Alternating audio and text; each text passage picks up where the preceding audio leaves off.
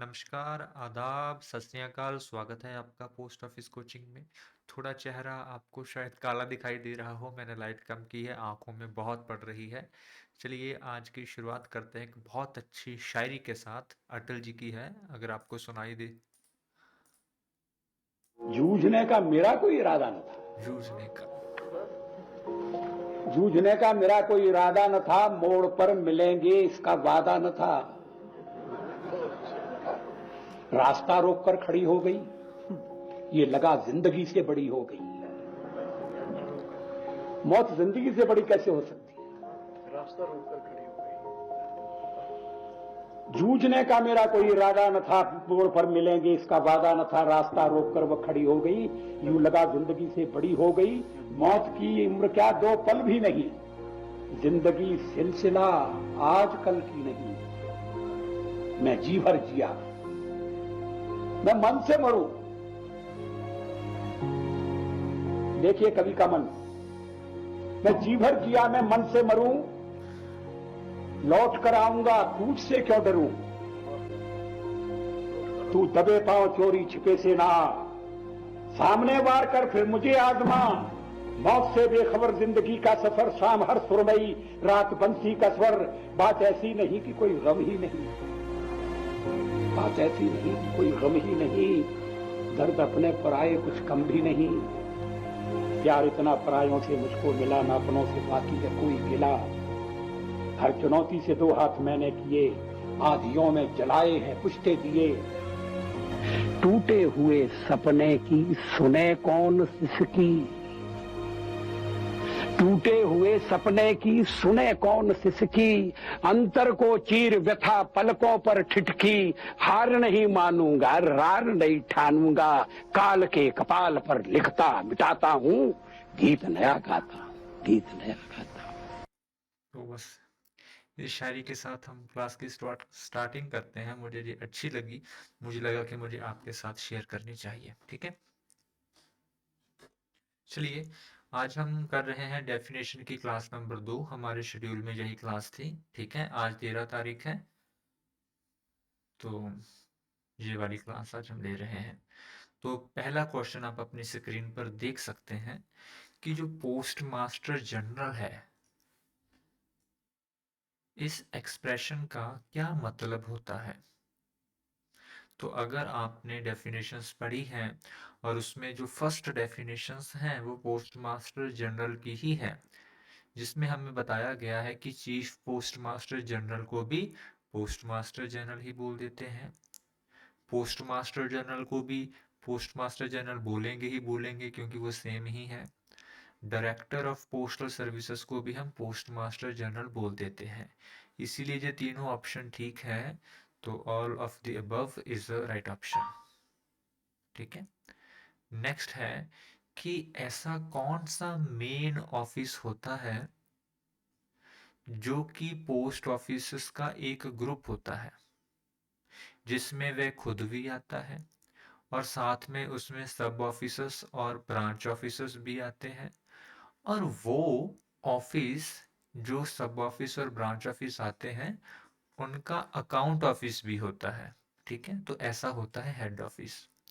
Head office एक ऐसा office होता है जो हेड ऑफिस में काम होते हैं वो उनको भी चेक करता है, उनके उसके नीचे जो भी सब ऑफिसर्स आते हैं उनके अकाउंट्स को भी चेक किया जाता है, उनके नीचे जो ब्रांच ऑफिस आते हैं उनके अकाउंट को भी चेक किया जाता है। तो कौन सा ऐसा ऑफिस है? Head office. ठीक है, नेक्स्ट कि वी सेट की फुल फॉर्म क्या है। वी सेट की फुल फॉर्म है वेरी स्मॉल अपर्चर टर्मिनल। ठीक है, ये एक टेक्नोलॉजी का नाम है। जब पोस्ट ऑफिस में इंटरनेट की फैसिलिटी नहीं थी तो इस टेक्नोलॉजी के यूज से जो मनी ऑर्डर थे वो बुक किए जाते थे और ट्रांसमिट किए जाते थे। ठीक है, ओके, नेक्स्ट कि ऐसा ब्रांच ऑफिस जो कि किसी टाउन में हो या किसी सब अर्ब में हो, यहीं कहीं हेड ऑफिस भी हो, उसको हम क्या बोलते हैं? ठीक है, तो अगर जैसे कुछ शहर बड़े शहर होते हैं, मान लेते हैं दिल्ली उदाहरण के लिए, उसके सेंटर में एक बड़ा हेड ऑफिस है। लेकिन दिल्ली शहर अपने आप में इतना बड़ा है कि एक हेड ऑफिस जो पब्लिक की डिमांड है उनको फुलफिल नहीं कर सकता। तो पब्लिक की हेल्प के लिए शहर में अलग अलग जगह पर कहीं पर ब्रांच ऑफिस खोले जाए गए होंगे, कहीं पर सब ऑफिस खोले गए होंगे। ठीक है। तो ये जो टाउन में या सब अरब में ब्रांच ऑफिस खोले गए हैं या सब ऑफिस खोले गए हैं, इनको बोला जाता है टाउन ऑफिसर्स या टाउन ब्रांच ऑफिसर्स। अगर ब्रांच ऑफिस है तो टाउन ब्रांच ऑफिस बोल देते हैं, अगर सब ऑफिस है तो टाउन सब ऑफिस बोल देते हैं। ठीक है।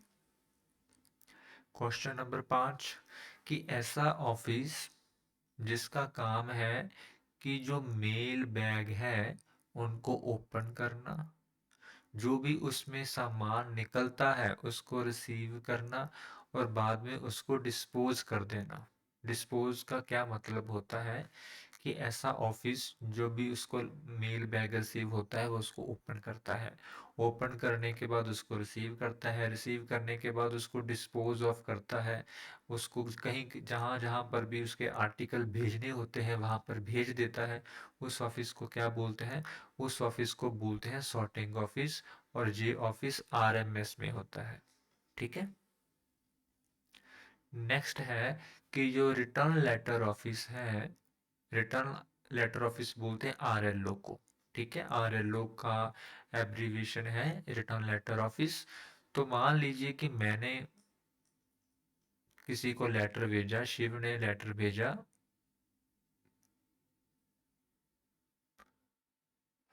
राहुल को। ठीक है। अभी राहुल उधर मिला नहीं, जब लेटर वापस मेरे पास आया तो मैं भी नहीं मिला। तो आर्टिकल उस केस में आप कहाँ पर डिलीवर करेंगे? आप कहीं पर भी डिलीवर नहीं कर सके, तो ऐसे लेटर्स को आरएलओ भेजा जाता है। आरएलओ इसी काम के लिए बनाए गए हैं। आरएलओ को पोस्टल सर्कल के हेडक्वार्टर में इस्टेब्लिश किया हुआ होता है। ठीक है। लेकिन ऐसा भी हो सकता है कि प्रैक्टिकल लाइफ में ज़रूरी नहीं कि वो पोस्टल सर्कल के हेडक्वार्टर में ही हो, लेकिन हमें प्रैक्टिकल लाइफ में क्या हो रहा है, क्या नहीं हो रहा है, इसकी चिंता नहीं करनी है। ठीक है। हमें जो हमारे सिलेबस में लिखा है सिर्फ उस पर ही ध्यान देना है और उसको ही सच मानते हुए पढ़ना है। ठीक है। क्वेश्चन नंबर 7, जो ऑफिस ऑफ एक्सचेंज होता है उसका क्या काम होता है? ठीक है। तो हमारे भारत देश में ऐसे ऑफिस जो कि सीधा बाहर वाले देश के साथ मेल को एक्सचेंज करते हैं उनको ऑफिस ऑफ एक्सचेंज बोला जाता है। सॉरी दोस्तों। अच्छा, उनको ऑफिस ऑफ एक्सचेंज बोला जाता है जो बाहर वाले देशों के साथ मेल को एक्सचेंज करते हैं। ठीक है। Option number A. Question number 8, कि सॉर्टिंग असिस्टेंट किसको बोला जाता है? ठीक है। तो जैसे पोस्ट ऑफिस में पोस्टल असिस्टेंट होते हैं, इसी तरह से आरएमएस में सॉर्टिंग असिस्टेंट होते हैं। ठीक है। सुपरवाइजिंग ऑफिसर वो होते हैं जैसे एएसपी, एसपी, इंस्पेक्टर। तो सॉर्टिंग असिस्टेंट ये नहीं होते, ये ऑप्शन गलत हो जाता है।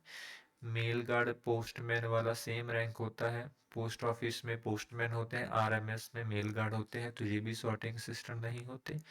क्लास 4 एमटीएस को बोल देते हैं, तो ये भी सॉर्टिंग असिस्टेंट नहीं होते। तो इसीलिए none of the above is right option. ठीक है। क्वेश्चन नंबर 9, कि जब एक सेक्शन अपने एक एंड से दूसरे एंड तक अपनी बीट को ट्रेवल करता है उसकी जर्नी को हम क्या बोलते हैं? पहली बात तो सेक्शन किसको बोलते हैं? सेक्शन बोलते हैं आरएमएस की लैंग्वेज में, अगर कोई रेलवे का डिब्बा है, कोच है जिसमें डाक आती जाती है, उसको भी सेक्शन बोलते हैं। जो मेल मोटर वैन होती है, वो जो डाक वाली गाड़ी होती है, उसको भी सेक्शन बोलते हैं। मतलब कि जो चलते फिरते कन्वेंस है जिसकी जो डाक को एक जगह से दूसरी जगह लेकर जाती है, उसको सेक्शन बोलते हैं आरएमएस में। वो एक बोट भी हो सकती है, एरोप्लेन भी हो सकता है। ठीक है। जब मान लीजिए कि रेलगाड़ी का ये वाला डिब्बा दिल्ली से चला और मुंबई गया, ठीक है, तो इसको डिब्बे को क्या बोलेंगे? सेक्शन।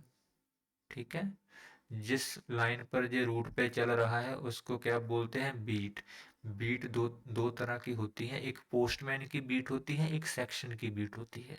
यहाँ पर सेक्शन की बीट की बात हो रही है। जब ये अपने एक एंड से दूसरी एंड तक पहुंचता है तो उसको क्या बोलते हैं? उसको बोलते हैं ट्रिप। क्या बोलते हैं? ट्रिप। ठीक है। क्वेश्चन नंबर 10, इंश्योर बैग क्या होते हैं? इंश्योर बैग ना तो ड्यू बैग होते हैं, क्योंकि ड्यू बैग को हर रोज बनाना जरूरी होता है।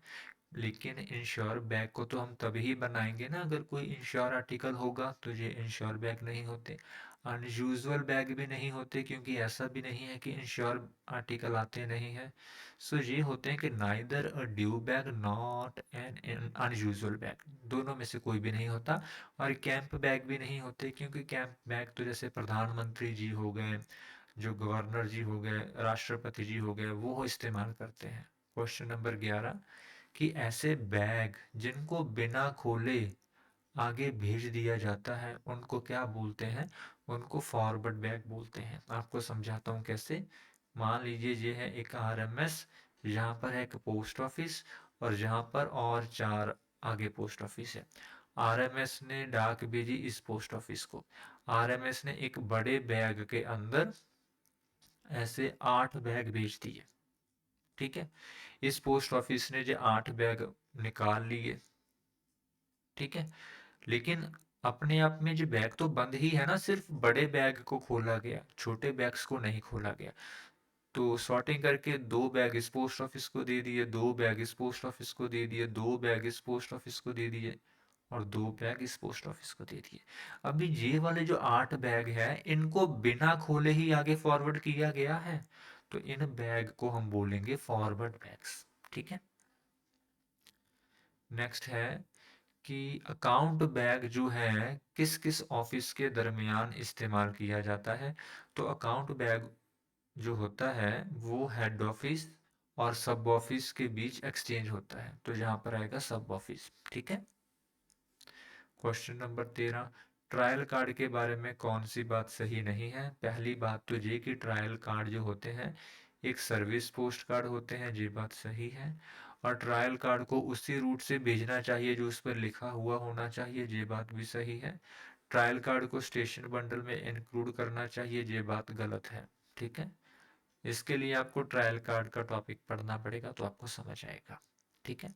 क्वेश्चन नंबर 14, कि कौन से बैग ऐसे हैं जो ड्यू बैग नहीं है?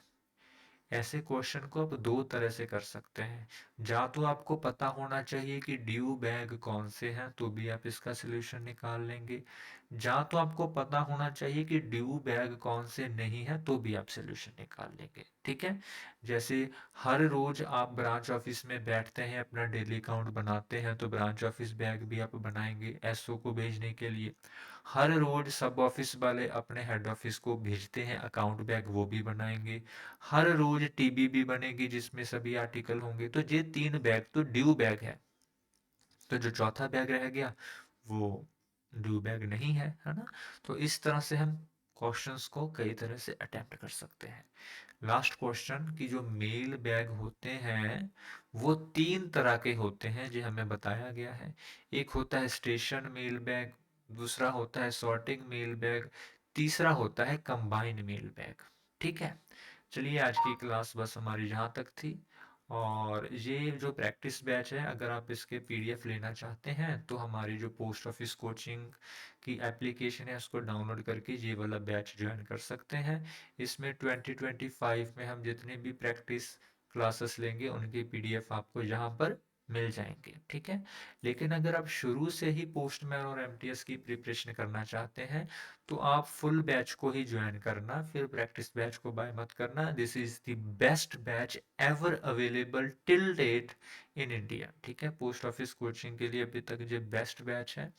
आप इसमें 6 डेमो क्लासेस आपको फ्री में है, आप उसको देख सकते हैं ऐप को इंस्टॉल करके। सब कुछ ही आपको, मतलब कि अभी तक जो कंपटीशन में है ही नहीं है मार्केट में, आपको सब कुछ यहाँ पर मिल जाएगा। आप एक बार देख लेना, उसको अच्छी तरह से पढ़ लेना। चाहे आपको सभी के नोट्स हो, चाहे PYQ हो, चाहे मॉक टेस्ट हो, चाहे मिसलेनियस लेक्चर हो, चाहे स्टूडेंट सपोर्ट हो, चाहे लाइव क्लासेस हो, चाहे रिकॉर्डेड क्लासेस हो, सब कुछ ही आपको मिलेगा। ठीक है, अभी के लिए मैं इजाज़त चाहता हूँ। अभी के लिए जय हिंद, जय भारत, जय जवान, जय किसान।